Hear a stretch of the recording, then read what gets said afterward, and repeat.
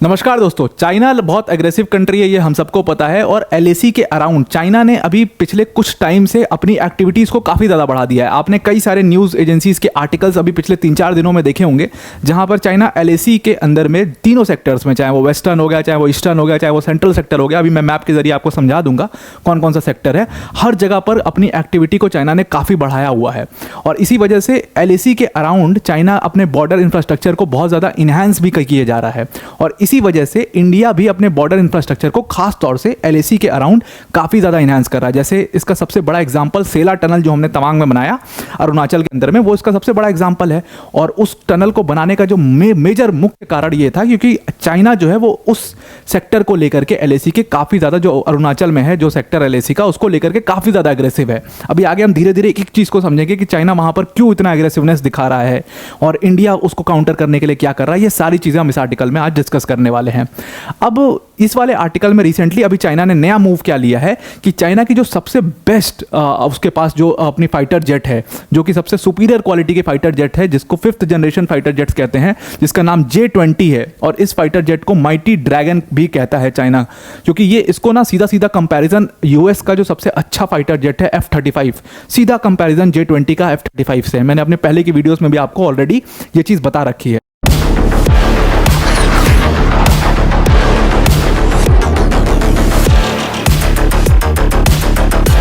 तो recently China ने क्या किया है कि J-20 को उसने प्लेस किया है तिब्बत रीजन के शिघाटसे एरिया में, जो कि एलएसी के बहुत क्लोज है। मतलब सिक्किम से सिर्फ 150 किलोमीटर की दूरी पर शिघाटसे रीजन है तिब्बत के अंदर में।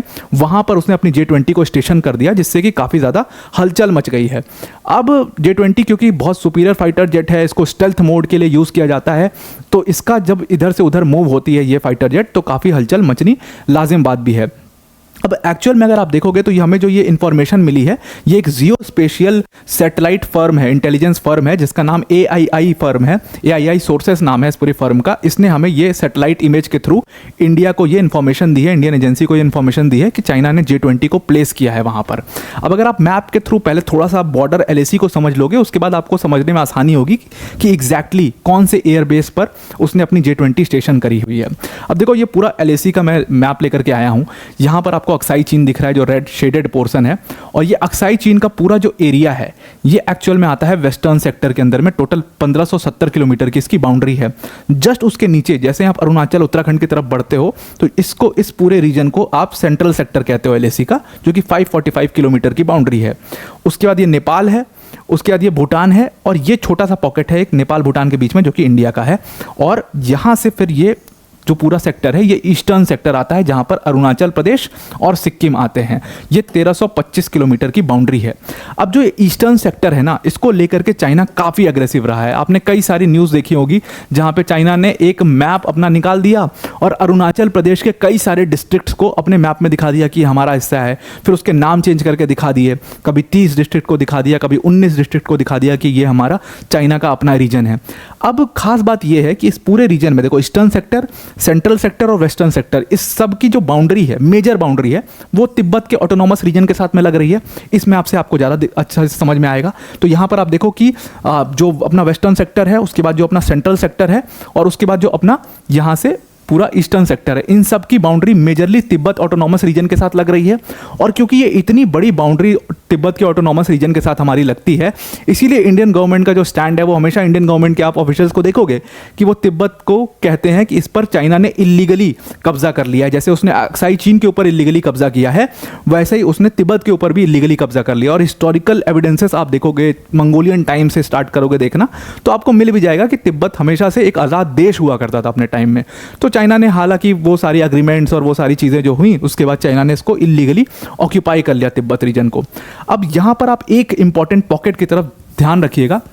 भूटान और नेपाल के बीच में जो ये छोटा सा पॉकेट मैं आपको दिखा रहा था, यही एक्चुअल में सिक्किम है। तो इसको आप ज़रूर से ध्यान रखिएगा। इस मैप में आपको इसी सिक्किम से 150 किलोमीटर दूर एक शिगाटसे प्रोविंस पड़ता है, जो कि तिब्बत के अंदर में पड़ता है। ये रहा भूटान और नेपाल के बीच में ये सिक्किम का ये छोटा सा पॉकेट जो बाउंड्री लग रही है तिब्बत के साथ में। और ये जस्ट इसमें यहाँ पर आपको शिगाटसे प्रोविंस दिख रहा है, जो कि तिब्बत के अंदर में आता है। इसी शिगाटसे प्रोविंस के एयर बेस पर चाइना ने अपना J-20 को वहां पर स्टेशन कर दिया है। अब इस पर चाइना का बीजिंग की तरफ से ना कोई भी कमेंट नहीं आया है। ये सैटेलाइट इमेजेस है जो AII सोर्सेस ने भेजा है, और यहाँ पर आपको ये 6 जो फाइटर जेट्स इधर की तरफ दिखाई दे रहे हैं, यही J-20 फाइटर जेट्स हैं, और उसके साथ जो बाकी के 8 जो दिखाई दे रहे हैं आपको, वो फाइटर एयरक्राफ्ट्स हैं। तो ये J-20 फाइटर जेट्स है एकदम, जो ये इमेज है ये बिल्कुल कंफर्म्ड है, गवर्नमेंट की तरफ से भी कंफर्म्ड है कि चाइना ने ऐसा वहाँ पर प्लेस किया हुआ है। अब बीजिंग का ना इस पर कोई भी स्टेटमेंट नहीं आया है, बीजिंग बिल्कुल शांत है, लेकिन जो एग्रेसिवनेस है चाइना की वो अरुणाचल प्रदेश और सिक्किम वाले एरिया, जो कि पूरा ईस्टर्न सेक्टर है, उसमें काफ़ी ज़्यादा अभी पिछले 2 सालों से काफ़ी ज़्यादा देखने को मिली है।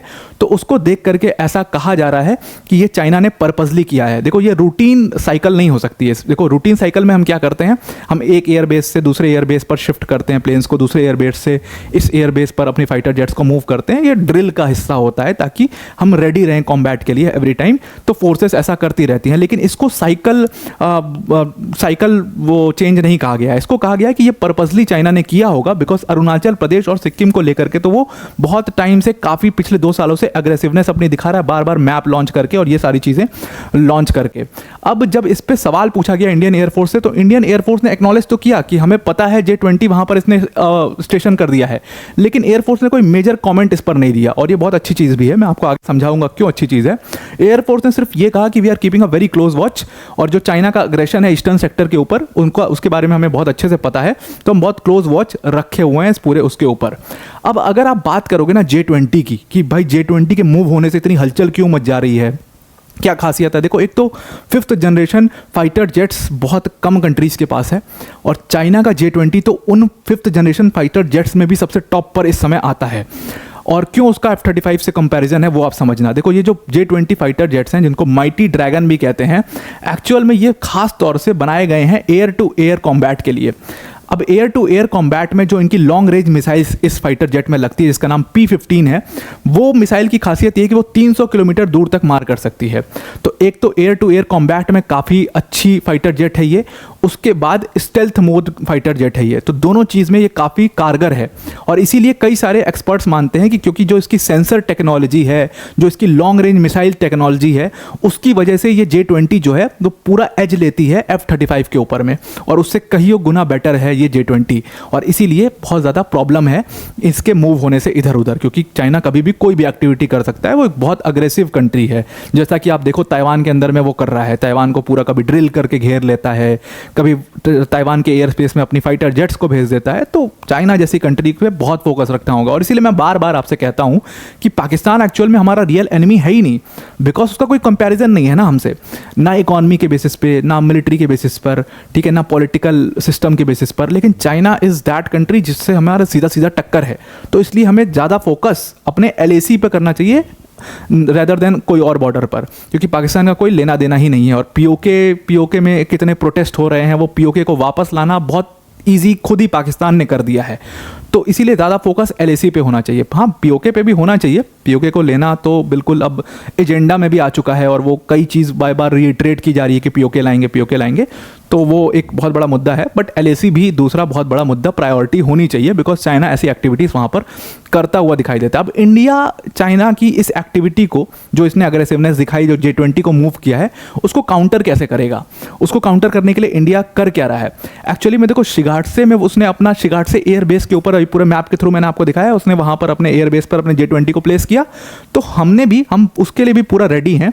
अगर J-20 को, हमारे पास रफाइल है जो कि J-20 को टक्कर दे सकता है, और इसीलिए आपने वो न्यूज़ सुनी होगी पिछले साल, जहां पर हमने 36 रफाइल्स का और अग्रीमेंट साइन किया था फ्रेंच गवर्नमेंट के साथ में, और 36 रफाइल्स की हमने डिमांड की थी। और अभी वो रफाइल फाइटर्स हमारे पास आने भी वाले हैं, ऑलरेडी हमने और रफाइल फाइटर्स रख रखे हैं। तो अब जो शिगाटसे का रीजन है तिब्बत के अंदर में, उससे 290 किलोमीटर की दूरी पर जो हमारा वेस्ट बंगाल है, वेस्ट बंगाल का हासीमारा एयर बेस है, वहाँ पर हमने 16 रफाइल ऑलरेडी स्टेशन कर रखी है। तो if China does any aggressive activity वहाँ शिगाटसे के रीजन से, तो हम उसको काउंटर करने के लिए ठीक उससे 290 किलोमीटर दूर जो है हमारा जो हासीमारा एयर बेस है, वहाँ से हम उसको कट डाउन कर सकते हैं उस एक्टिविटी को। तो J20 का सामना जो है वो रफाल से हो सकता है।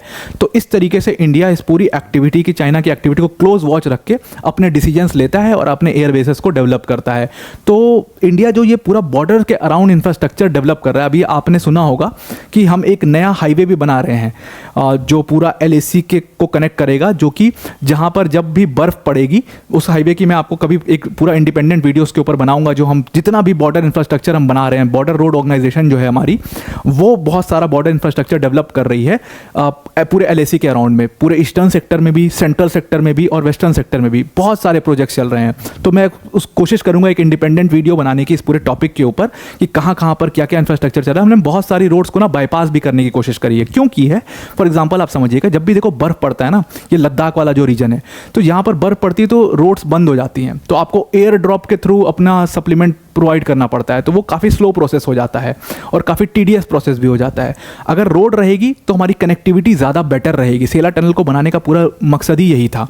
तो बेटर कनेक्टिविटी के लिए ये रोड्स को डेवलप किया जा रहा है और ये रोड्स ऐसी होंगी जहाँ पर अगर बर्फ़ भी पड़े तो इन पर कोई इम्पैक्ट नहीं पड़ेगा, लैंडस्लाइड का भी इम्पैक्ट नहीं पड़ेगा।